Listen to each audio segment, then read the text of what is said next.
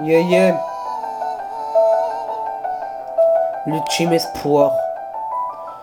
Mental à béton, rien ne peut nous abattre.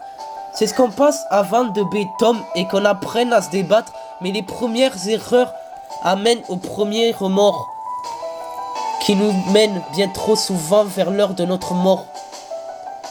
Et pour que nos vies consument maintenant, on consomme. En somme, on assume que la galère nous assomme. On brise notre carrière, laissant derrière nos arrières. On aurait voulu franchir les barrières, mais on a dû faire marche arrière. Parce que les problèmes ne viennent jamais en solitaire. Ils invitent des embrouilles et dilemmes qui eux sont toujours solidaires. Quand ils se débarquent, ça devient notre principal tourment. Et au devant de notre barque, on prend les mauvais tournants. On accuse souvent le coup, et coup sur coup, on purge notre peine. Le moral en prend un coup, on finit de la corde au cou. Sous l'effet de la peine, peine à voir qu'on laisse derrière nous autant de remords inconnus, enfouis dans des êtres qu'on ne peut penser n'être méconnus. À leurs yeux nourris des larmes, au soir de ma déchéance, mes états d'âme ne veulent plus rendre des armes. Mais j'ai grillé mes chances. J'aimerais maintenant tout changer. Les événements m'ont dépassé. Que mes cartes soient échangées.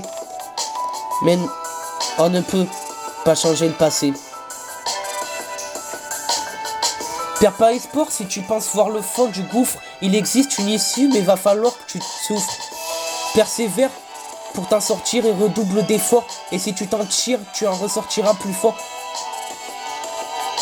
Perds pas espoir si tu penses voir le fond du gouffre. Il existe une issue, mais va falloir que tu souffres. Persévère pour t'en sortir et redouble d'efforts. Et si tu t'en tires, tu en ressortiras plus fort. Accablé de voir les revers de ses objectifs.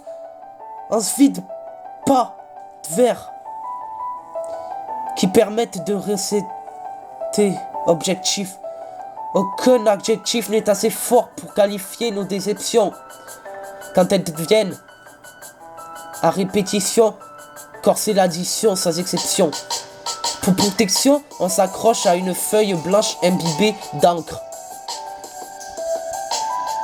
Pour mission d'éviter de chavirer depuis qu'on a levé l'ancre, proche de la noyade, on espère ne boire que la tasse.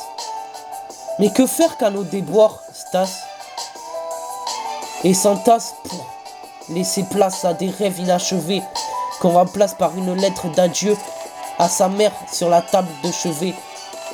On ne sera plus qu'une existence archivée entre photos et vidéos, une chambre vide et vidée qui ne sera plus qu'abritée par les posters de mes idéaux.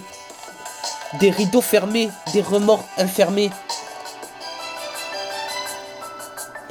Au plus profond de moi-même, malgré ma vie finie. Un nombre indéfini de personnes même et m'aimera.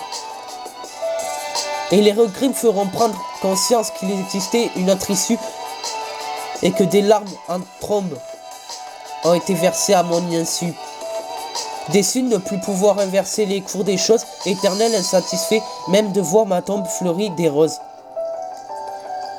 Perds pas espoir si tu penses voir le fond du gouffre, il existe une issue, mais va falloir que tu souffres, persévère pour t'en sortir, redouble d'efforts, et si tu t'en tires, tu en ressortiras plus fort.